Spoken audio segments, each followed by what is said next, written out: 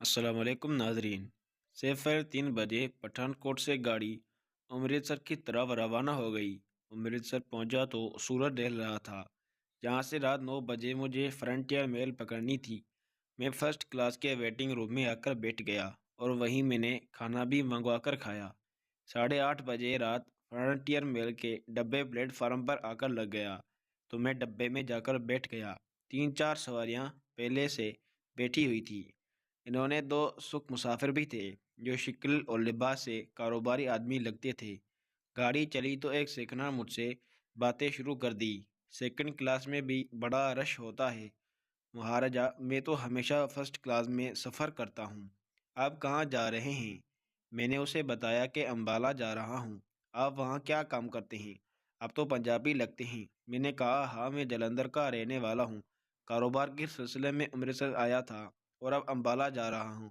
मैं plastic goods का कारोबार करता हूँ। ये कहकर मैंने सीट से टेक लगाकर आंखें बंद कर ली, जैसे मुझे नींद आ रही हो। फ्रंटियर मेल अमृतसर से निकलकर जलंधर की तरफ पूरी रफ्तार से उड़ी जा रही थी। गाड़ी अम्बाला पहुंची तो रात काफ़ी गहरी हो चुकी थी। इस बात का मुझे ख्याल ही नहीं रहा था कि मुझे अम्बाला के रेलवे स्टेशन पर आधी रात को नहीं पहुंचना चाहिए था। अम्बाला चौहानी भारत में ज़बरदस्त फौजी अहमियत के हामिल थी और जाहिर है कि रेलवे स्टेशनों पर मिलिट्री इंटेलिजेंस, पुलिस है और सीआईडी के आदमी ज़रूर मौजूद होंगे। पहले मैंने सोचा कि ट्रेन में ही बैठा रहूं और आगे दिल्ली की तरफ निकल जाऊं और दूसरे दिन अम्बाला लौटूंगा। फिर ये सोचकर ट्रेन से उतर आया कि मेरे पास ज़्यादा वक्त नहीं है। मेजर कृष्ण किसी भी वक्त अपना इरादा बदली करेगा या अपना यूनिट के आर्डर पर पठानकोट चौहानी पहुंच सकता था।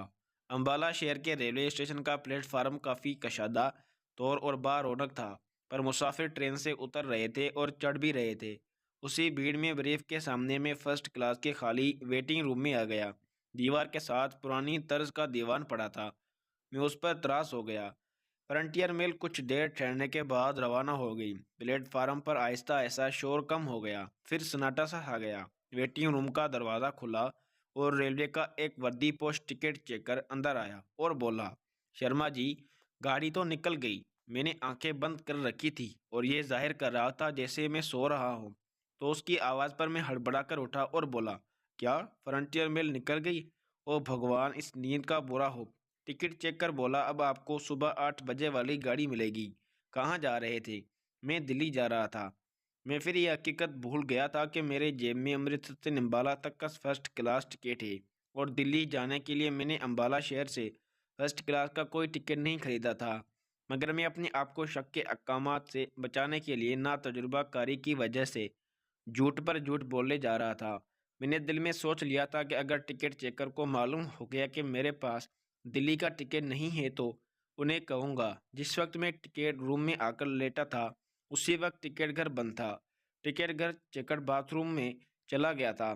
कुछ देर बाद वो बाहर आया तो बोला, यहाँ सर्दी बहुत है, हमारे ऑफिस में आ जाएं, वहाँ कोई न कोई अंगीठी जला रखी है। शुक्रिया, मैं यही पकड़ रहा हूँ। टिकट देकर चला गया तो मैं उठ बैठा। दिल ने कहा, यहाँ से निकलो, बाकी रात स्टेशन के अंदर या किसी होटल में बसर करूँगा। अभी-अभी गाड़ी गई है, लोग यही समझेंगे कि तुम मुसाफिर हो। रात गुजर रही है। चुनाचा मैं वेटिंग रूम से बाहर प्लेटफार्म पर आ गया। अब एक मुसीबत सामने आ गई। वही टिकट चेकर गेट पर खड़ा हुआ था। मेरा पठानकोट से अम्बाला तक का टिकट देखकर ज़रूर पूछेगा, मगर खुशकिस्मती से प्लेटफार्म के पेड़ में कोई टिकट चेकर मौजूद नहीं था। मैंने गेट से निकल गया। स्टेशन के सामने गई एक ही इमारतें थी, जहाँ आधी रात के बाद की रोशनी हो रही थी। उनमें होटल भी थे। एक होटल के बाहर रोशा होटल का न्यूज़ साइन लगा हुआ था। होटल के दुकानदार के काउंटर पर एक हिंदू तिलक लगाया, कंबल लपेटे कुर्सी पर ओकड़ू बैठा था। शायद वो ट्रेन के बचे कुछ मुसाफिरों का इंतज़ार में था। मैंने इत्मीनान के लिया कि इस पास को कोई आदमी नहीं है। इसे अपना नाम, किरदार, नेमत बताऊं और एड्रेस अमृतसर का लिखवाऊं और कहा, मैं अमृतसर में किधर का स्टोर का एजेंट हूं और कारोबार के सिलसिले में अम्बाला आया हूं। जिस आदमी को मुझे स्टेशन पर लेने आना था वो नहीं आया। अब रात गुजार कर सुबह उसके घर जाऊंगा। इतनी रात गए उसे बेआराम नहीं करना चाहता। ये वजाहत मैंने अपनी तरफ से ज़रूरी समझी है, मगर होटल वाले मुआशिरे के चेहरे से सर हुआ कि उसे इन बातों में कोई दिलचस्पी नहीं है। वो तो बस मुझसे कमरे का पेशी किराया लेकर भी मुतमिन हो चुका था। मुझे एक छोटे से कमरे में पहुंचा दिया गया जहां पलंग पर एक मेला सा लिहाफ पड़ा था। मैंने दरवाजे अंदर से बंद किया और उन्हें कपड़ों में लेट गया। मैंने खाना नहीं खाया। भूख तो लग रही थी लेकिन मैं सो गया। सुबह 8 बजे आंख खुली। गुस्ल खाना में जाकर सख्त सर्दी में ताज़ा पानी से गुस्ल किया। शेक बनी और फिर ऊपर ही डबल नाश्ता मंगवा लिया था ताकि दोपहर को खाने की ज़रूरत महसूस ना हो। फिर मैं ब्रीफ केस उठाए बाहर आ गया। स्टेशन का सामना सड़क पर काफ़ी रौनक थी। धूप निकली हुई थी। भाई ने एक साइकिल रक्षा लिया और ऐसे अम्बाला कैंट जाने के वहाँ ने खास मकसद लेकर जा रहा था। भारत के एक मशहूर और बहुत बड़े शोने थे और यहाँ मुझे आसानी से भर्ती फौज के अफसरों के फूल वर्दी मिल सकते थे। चौनी के बड़े बाजार में ऐसी कई दुकानें थीं जहां फौजी अफसरों के फूल, बटन, टोपियां और सिली-सिली वर्दियां शौके में नजर आ रही थी। मैं एक नस्बता पड़ी दुकान में दाखिल हो गया। मैंने गर्दन उकाड़ रखी थी और एक फौजी अफसर जैसे अंदाज में वर्दी और चमकीले फौजी निशानों का जायजा लेने लगा था। एक दुबला पतला हिंदू लड़का हाथ जोड़कर नमस्कार करके बोला, सर किस रंग की वर्दी चाहिए? मैंने उसकी तरफ गर्दन घुमाकर देखा और बोला, मेजर रंग की वर्दी चाहिए। मैं अपनी मिलिट्री टेलरों से तंग आ गया हूँ। कमबख्त सब निकम्मे हैं। कभी मेरी साइज़ का ख्याल नहीं रखते। महाराज, हमारी दुकान 100 बरस पुरानी है। भगवान की कृपा से आज तक किसी ऑफिसर ने शिकायत नहीं किया। इधर तशरीफ़ लाया। जब मैं उस दुकान से निकला तो भर्ती फौज के 36 राजपूत डिवीज़न के यूनिट के मेजर की वर्दी में था। मेरे जेब में मेजर करिशन को मिलिट्री आईडी कार्ड था, मगर उस पर अभी तक कृष्ण की तस्वीर चस्पा थी। अब मेरा दूसरा मरहला उस आईडी कार्ड पर अपनी तस्वीर चश्मा करना था। अम्बाला छुआनी के बाजार बड़े बड़े दुकानों और स्टोरों से भरी हुई थी। मैं मेजर की वर्दी में था। खतरा सिर्फ यही था कि यहाँ मुझे कोई मिलिट्री पुलिस का आदमी चेक ना कर ले। मैं एक फ़ोटोग्राफर की दुकान में दाखिल हुआ। यहाँ मैंने पासपोर्ट साइज़ की तस्वीर उतरवाई। उतनी दुकान में ही बैठा रहा, अखबार पढ़ता रहा और गोचा जिस्म से बाहर बाजार में देखता रहा जब तक कि फ़ोटोग्राफर ने तस्वीर तैयार करके मेरे हवाले नहीं कर दी। दुकान से निकलकर मैंने स्टेशनरी की एक दुकान से गोंद की शीशी खरीद ली और तकसीम सवार होकर सीधा रेलवे स्टेशन हो गया।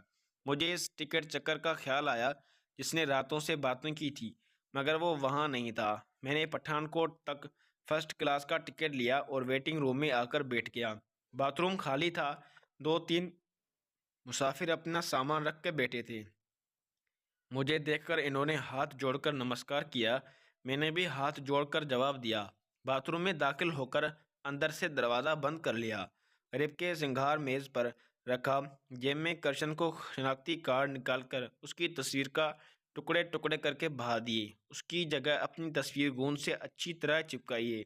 शीशी ब्रीफ की में रखी और आईडी कार्ड पर एक निगाह डाली। मैं भर्ती फौज मेजर की फुल वर्दी में खूब सज रहा था।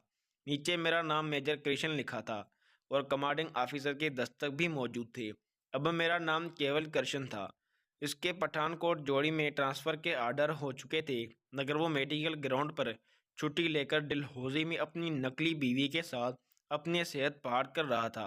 अब उसकी जगह मुझे पठानकोट छुआनी जाकर चाल जलना था। औद को मौत के मुंह में धक्का देने वाली बात थी, मगर मेरे मिशन की तकमील के रास्ते में तो जगह जगह मौत मुंह पड़े पड़ी थी।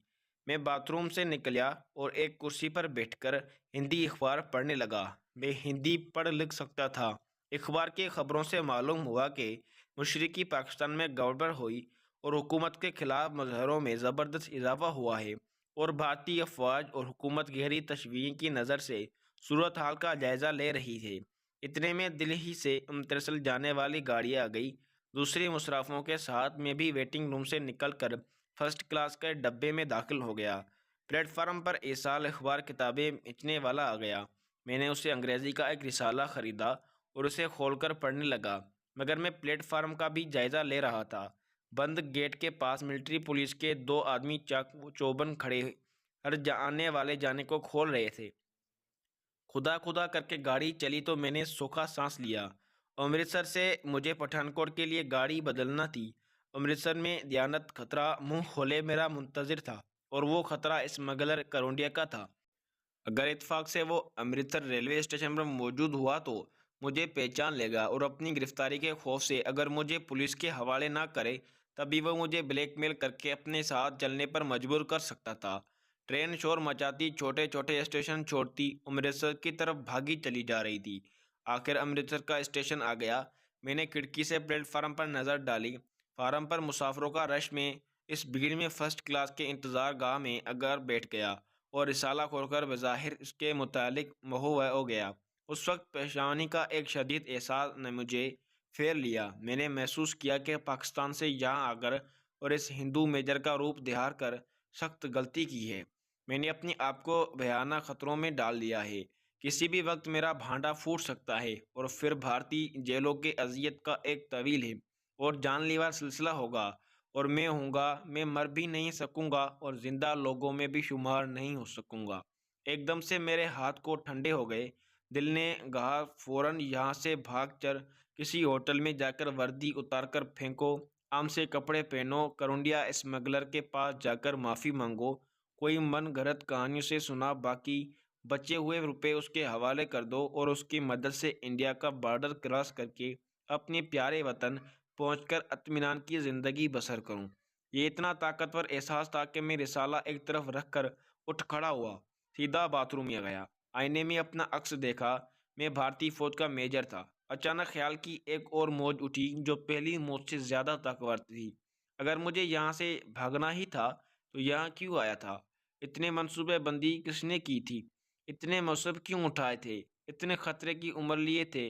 अब मैंने अपना ज़मीर से जो वादा किए थे, क्या यहाँ से भागने के बाद पाकिस्तान में वो मुझे इत्मीनान से ज़िंदगी रहने देंगे? मैं जिस मकसद मिशन को लेकर घर से निकला हूँ, वो मुझे हर हाल में पूरा करना होगा। इसमें मेरे किरदार की अज़मत पोशीदा है, इसमें मेरे सरगोश है। मैं अपने लाखों हमवतन लोगों को एक जदीद तरीन और ख़तरनाक तरीन तोप की तबाही से बचाने के लिए यहाँ तक पहुँचा हूँ। मुझे मगज़ अपनी जान के लिए लाखों हम वतनों की ज़िंदगियां तो हरगिज़ नहीं लगाना चाहिए। ये कौमी वक़ार और कौमी जज्बे के मुनाफी है। और फिर मैं आधा रास्ता तय कर चुका हूँ। अगर यहाँ से वापस भाग गया तो अपने आप को कभी माफ़ नहीं कर सकूँगा। इस ख्याल ने मुझे एक बार फिर अपने पाँव पर मजबूती से खड़ा कर दिया और मैं एक न्याज़म लेकर बाथरूम से निकल कर वेटिंग रूम में आ गया। बाहर आते ही मेरा दिल दुब से रह गया। सामने भर्ती मिलिट्री पुलिस के दो चाकू चौबंद जवान खड़े मेरी तरफ देख रहे थे। इन्होंने एड़ियां जोड़कर सल्यूट किया। एक सूबेदार ने मेरी तरफ तेज आंखों से देखते हुए पूछा, सर, आपकी यूनिट कौन सी है और आप कहाँ जा रहे हैं? मैंने आपको हर खतरे का मुकाबला करने के लिए तैयार दिया था। मैं तैयार हूँ। राजपूत आर्टिलरी रेजिमेंट का मेजर केवल कृष्ण हूँ। ये कहकर मैंने एक बेनियाजी से अपना बटुआ निकाला और मिलिट्री का शनाख्ती कार्ड निकालकर एक के हाथ में थमाते हुए अपनी कुर्सी पर आकर अखबार पढ़ने लगा। दोनों जवान मेरे करीब ही मेरा आईडी कार्ड बड़े अदब से मुझे वापस किया और दोबारा सल्यूट करके दरवाजे की तरफ मुड़े तो मैंने आवाज़ दी, जवान इधर आओ। वो पलटकर मेरे पास न खड़े हुए। मैंने अखबार एक तरफ रखते हुए कहा, मैं पहली बार जलंधर चूने से ट्रांसफ़र होकर पठानकोट कुंड जा रहा हूँ। क्या तुम कभी पठानकोट कुंड गए हो? सर, मैंने 4 महीने उधर ड्यूटी दी है। आगे कैप्टन वर्मा हमारे सीओ थे। मुझे जंगली कहा करते थे। सर, बड़ी नंबर 1 चूनी है। सर, चाय लाऊं आपके लिए? एक सिपाही बोला। नो थैंक यू, तुम जा सकते हो। वो एक बार फिर सल्यूट करके बाहर निकल गए। इसका मतलब है कि वहाँ मेरा वास्ता किसी कैप्टन वर्मा से पड़ेगा। वो सिपाही को जंगली कहता था। गोया कर तबीयत का रंग भर होगा। मेरे लिए इतनी मालूमात बहुत थी। एक गले अंदर आया तो मैंने उसे पठानकोट जाने वाली ट्रेन के बारे में पूछा। उसने पता है कि ट्रेन प्लेटफार्म नंबर 4 पर लगेगी। अभी आधा घंटा बाकी है। ये निसफ घंटा मैंने वेटिंग रूम में ही गुजार दिया। अचानक दरवाज़ा खुला और मिलिट्री पुलिस का वही जवान दाखिल हुआ जो पठानकोट चूनी में 2 माह काट चुका था। सल्यूट करके बोला, सर, ट्रेन लग गई है प्लेटफार्म नंबर 4 पर। ने उठा बाहर जाने लगा तो उसने पूछा, सर, आपका लगेज क्या है? लेबर लहा लीग जो पहले ही पहुंच गया है। फिक्र ना करो। Yes sir. वो मुझे अपनी रहनुमाई में पल से गुजरा दूसरे जो ही ना प्लेटफार्म नंबर 4 पर ले गया। यहाँ पठानकोट जाने वाली पैसेंजर ट्रेन खड़ी थी। यहाँ उसका दूसरा फौजी साथी एक डब्बे के बारे में स्टेशन खड़ा था। मैंने देखा कि डब्बा पूरे का पूरा खाली था। मुसाफिर डब्बे से बाहर खड़े हमें देख रहे थे। दूसरी मिलिट्री पुलिस की जवाना सैल्यूट करते हुए कहा, सर आपके लिए पूरा कंपाउंड खाली कर दिया गया है। मैंने हाथ का इशारा करते से उनका शुक्रिया अदा किया और डब्बे में जाकर खिड़की के पास बैठ गया। फिर मैंने जेब से बटुआ निकालकर 100 रुपये का एक नोट अपनी मुट्ठी में दबा दिया। दोनों जवान मेरे कार्रवाई को दिलचस्पी से देख रहे थे। मैंने हाथ मिलाते हुए एक जवान को हाथ में नोट थमा दिया। वो खुश होकर बोला, थैंक यू सर। मुझे सैल्यूट करके दूसरे मुसाफिरों को वहाँ से इधर उधर हटाते हुए चले गए। मैं उठकर बाथरूम में घुस गया। फौजी टोपी उतारकर बाल संवारे, गहरे सब्ज रंग की गर्म टाई की टाट दुरुस्त की, वर्दी पर रुमाल फेरा और सर पर टोपी जमाकर धुंधले आईने में चेहरा देखा। फिर मुस्कुराता हुआ बाहर आ गया। पैसेंजर ट्रेन अपनी जगह जमी हुई थी। कार ने सीटी बजाने इंजन से वसल दी और गाड़ी प्लेटफार्म से आगे होकर खिसकी। मैंने इत्मीनान का सांस लिया। गाड़ी शरीफपुर वाले फाटक से आगे निकलकर अब बाएं जाने वाली अमरूदों के बागों के साथ साथ जा रही थी। उसी वक्त दिल्ली दलकता में लाइन भी साथ थी। अगर जाकर ट्रेन मेन लाइन से अलग होकर बाएं तरफ बटाला पठानकोट जाने वाली लाइन पर आ गया। ये वही रेलवे लाइन थी जिस पर मैंने आधी रात के बाद बटाला तक का पैदल सफ़र किया था। बटाला स्टेशन आ गया। गाड़ी कुछ देर के लिए रुकी और फिर आगे रवाना हो गई। पैसेंजर ट्रेन थी, हर स्टेशन पर ठहरती जा रही थी। आखिर शदीद इंतज़ार के बाद पठानकोट स्टेशन आ गया। मैं रेलवे स्टेशन से निकला और एक टैक्सी में बैठ गया। चोनी चलो, मैंने टैक्सी ड्राइवर को कहा। अच्छा सर, उसने जवाब दिया। सेफ ड्राइवर ने इंजन स्टार्ट किया। टैक्सी पठानकोट के बाजारों से गुजरती हुई चोनी की तरफ बढ़ रही थी। मौत के मुंह में जा रहा था। टैक्सी छोटी छोटी टेपरों के दरमियान से गुजरती छोनी की तरफ बढ़ रही थी। पठानकोट छोनी का इलाका शुरू हो गया। मुझे दूर छोटे छोटे टेलों में भरी हुई फौजी ब्रेक से और एक तरफ खड़े फौजी ट्रक नजर दिए।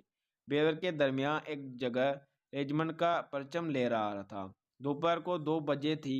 सड़क पर दरमियान एक जगह रुकावट लगी थी और 2 सिपाही कंधों पर स्टैंड गए लटका खड़े थे। अब टैक्सी रुक गई। टैक्सी के करीब है और मुझे सल्यूट किया और तेजी से बांस ऊपर कर दिया। टैक्सी आगे निकल गई। मैं गौर से एक एक चीज को देख रहा था। रेजिमेंट के बैरक नमा दफ्तर के बाहर टैक्सियों के 2 हिंदू सिपाही दफ्तर की सीढ़ियों के आगे मुस्तैद खड़े थे। एक जानिब 2 फौजी जीपें और एक तरफ ट्रक खड़ा था। मैंने टैक्सी वाले को रुखसत किया और ब्रेव कीज उठाते दफ्तर की तरफ बढ़ा।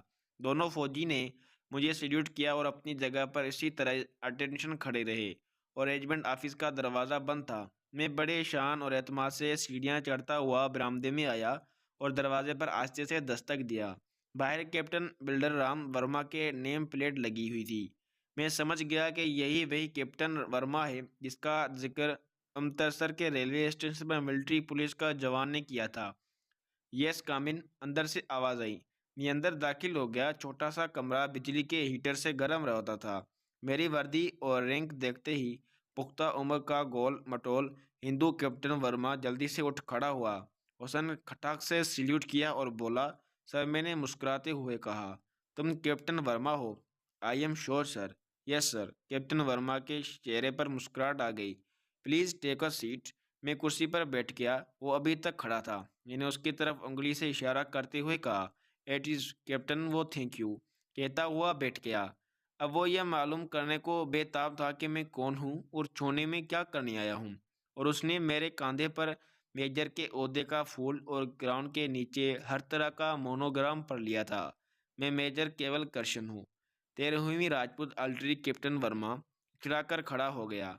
सर, आपका तो हमने बहुत इंतज़ार किया, मगर आप तो सिक लीव पर थे। हाथ अड़ते हुए कहा, मैंने मेडिकल ग्राउंड पर छुट्टी ली थी, मगर तुम जानते हो आजकल भारतवर्ष के हालात कैसे हैं। मैंने छुट्टी कैंसिल करा दिया। मैं बिल्कुल फिट हूँ। Very good sir, most welcome. फिर वो मेज के एतराज़ में से एक फ़ाइल निकाल कर देखने लगा। सर, आपके आईडी कार्ड गुम होने की हमें रिपोर्ट मिली थी।